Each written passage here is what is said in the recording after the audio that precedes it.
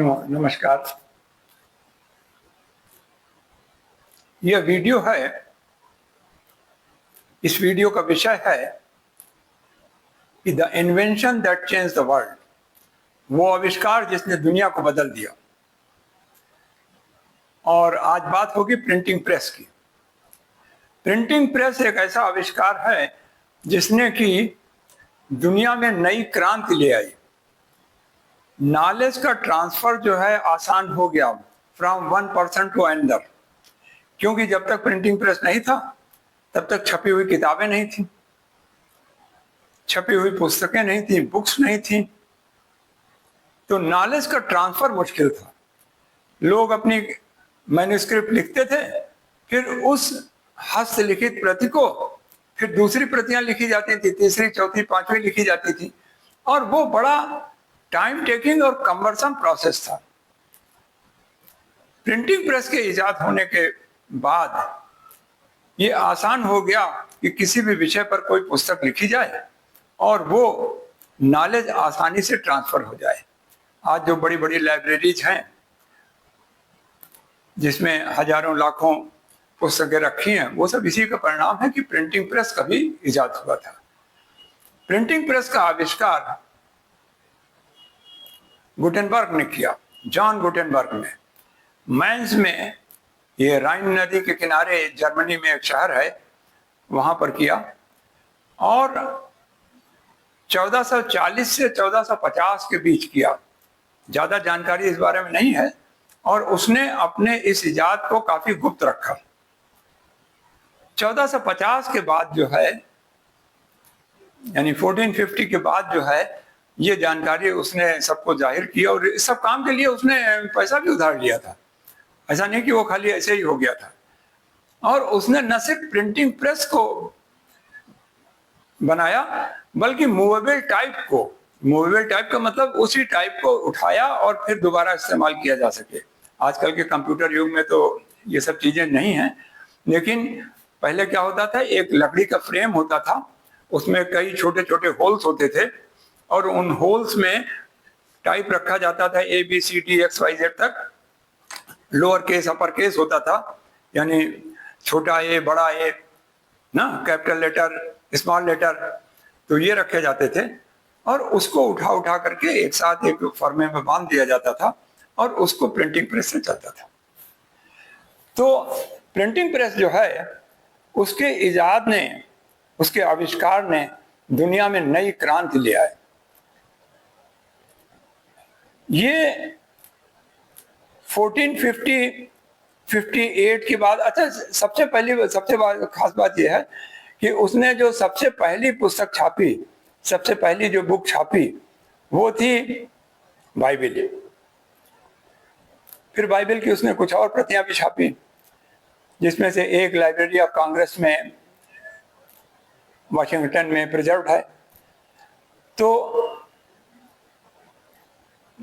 वहां से printing press फिर धीरे धीरे, अच्छा, एक बात आपको और बता दें कि कागज के बारे में, इंक के बारे में, यानी स्याही के बारे में चाइना अच्छी तरह जानता था पहले से, लेकिन चाइना में प्रिंटिंग प्रेस इजाद नहीं हो सका, वहां बहुत देर से पहुंचा।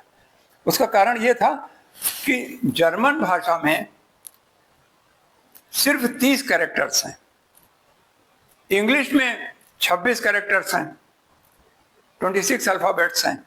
तो अगर लोअर केस अपर केस दोनों ले लें तो 52 हुए। तो एक फर्मे में सिर्फ 52 होल्स चाहिए उसको लगाने के लिए, यूज करने के लिए। और चाइनीज लैंग्वेज में थाउजेंड्स में हैं, और वो कैरेक्टर्स नहीं, इमेजेस होते हैं। उस लैंग्वेज में इमेज बेस्ड लैंग्वेज है। तो प्रिंटिंग प्रेस जो है जर्मनी में सबसे पहले आविष्कार हुआ। फिर इसके बाद अबाउट 120 ईयर्स आफ्टर दैट, वो जो है इंग्लैंड में 1476 में विलियम कैक्सटन ने वहां पर प्रिंटिंग प्रेस लगाया। विलियम कैक्सटन के प्रिंटिंग प्रेस लगाने के बाद ये अमेरिका पहुंचा, अमेरिकन कॉन्टिनेंट पहुंचा। 1439 में अमेरिकन कॉन्टिनेंट में पहला प्रिंटिंग प्रेस लगाया गया, और जिसे आज हम USA कहते हैं, यूनाइटेड स्टेट्स ऑफ अमेरिका, वहां पर पहला प्रिंटिंग प्रेस 1638 में लगा, in the year 1638। The most interesting fact is, सबसे ज्यादा रोचक तथ्य यह है कि अमेरिका में यानी यूनाइटेड स्टेट्स ऑफ अमेरिका में लगने के पहले ये प्रिंटिंग प्रेस भारत में लग चुका था।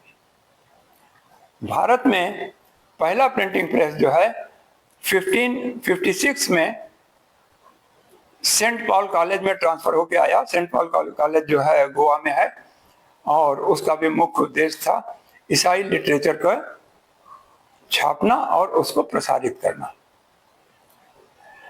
प्रिंटिंग प्रेस के आविष्कार के बाद स्टीम इंजन का आविष्कार हुआ 1698 में, स्टीम पावर्ड शिप्स का यानी पानी वाले जहाजों का आविष्कार हुआ 1783 में, और इलेक्ट्रिक बल्ब का आविष्कार हुआ 1878 में।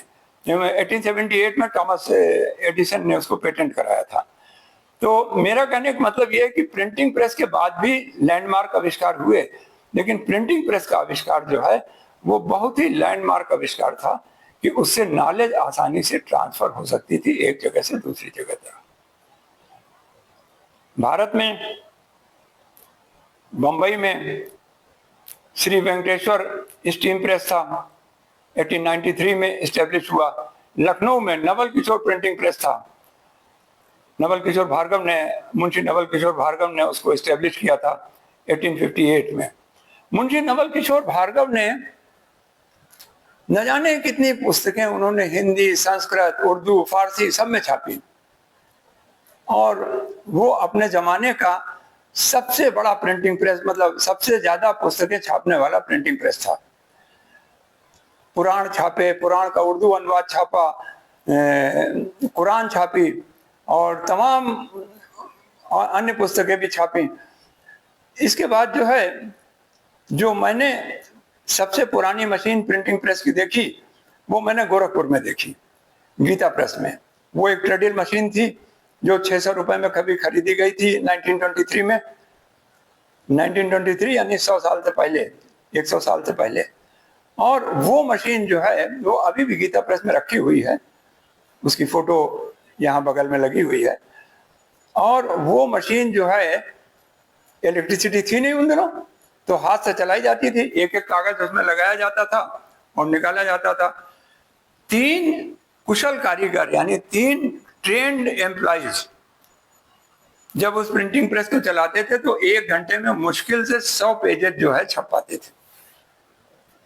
आज टेक्नोलॉजी बहुत आगे बढ़ गई है, 1 घंटे में हजारों पेज छपते हैं, लाखों पेज छपते हैं दिन भर में।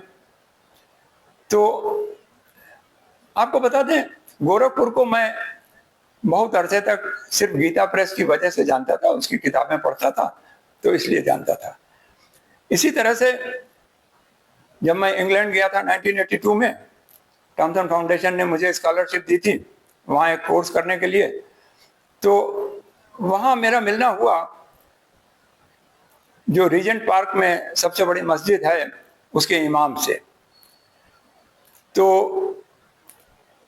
जब उनको पता चला कि मैं लखनऊ से हूँ, वो सऊदी अरब से थे, तो उन्होंने कहा लखनऊ के बारे में वो जानते हैं, लखनऊ का नाम उन्होंने सुन रखा। तो हमने कहा आप कैसे जानते हैं? और रीजेंट पार्क में जो मस्जिद थी वो उस जमाने की सबसे बड़ी मस्जिद थी ब्रिटेन की। अब हो सकता है और मस्जिदें भी बड़ी हो गई हों, मुझे नहीं मालूम। तो इमाम साहब बोले कि उन्होंने जो इस्लामिक लिटरेचर जो पढ़ रखा है वो लखनऊ के नदवा का ही पढ़ रखा है। दारुल उलूम नदवा लखनऊ में एक इस्लामिक संस्था है, वहीं का पढ़ रखा है। तो प्रिंटिंग प्रेस जो है मुझे अच्छा लगा कि कोई आदमी इसी बहाने जानता है। आपको एक बात और बताएं, मेरा एक अनुभव ऐसा है, मेरा समझना ऐसा है, which is largely true, may not be true in all the cases, कि वो जो पायनियर्स होते हैं उनको बहुत सफर करना पड़ता है। जैसे जो पहला आदमी एवरेस्ट पे चढ़ा होगा उसकी तो डेथ ही हो गई होगी, जिसके बारे में हम जानते नहीं। कोलंबस को बहुत सफर करना पड़ा। इसी तरह से जो गुटेनबर्ग था, जॉन गुटेनबर्ग, जिसने प्रिंटिंग प्रेस का इजाद किया, उसकी भी फाइनेंशियल हालत बाद के दिनों में बहुत खराब हो गई। मैंस के जो जिस शहर में वो रहता था उसके जो चीफ आर्क बिशप थे, उन्होंने इन द ईयर 1465 उसको जो है कुछ सुविधाएं दी, जिसमें राशन उसको थोड़ा फ्री दिया जाएगा, उसको वाइन जो है फ्री दी जाएगी, कपड़े उसको फ्री दिए जाएंगे और कुछ टैक्सेज में रिलैक्सेशन मिलेगा। और उसी के 3 साल बाद 1468 में उसकी डेथ हो गई। तो ये सब जो उसको फ्री में देने का जो हुआ, उसका कारण ऐसा समझा जाता है कि शायद ये है कि वो काफी मुफलिसी में आ गया था, गरीबी में आ गया था। तो साथियों, जब तक एक बात और बता दें आपको, जब तक प्रिंटिंग प्रेस नहीं था तब तक प्रेस फ्रीडम की कोई बात भी नहीं थी। आपको अगले किसी वीडियो में प्रेस फ्रीडम दुनिया में कैसे शुरू हुआ इस बारे में बताएंगे। तब तक के लिए हमें इजाजत दें। नमस्कार।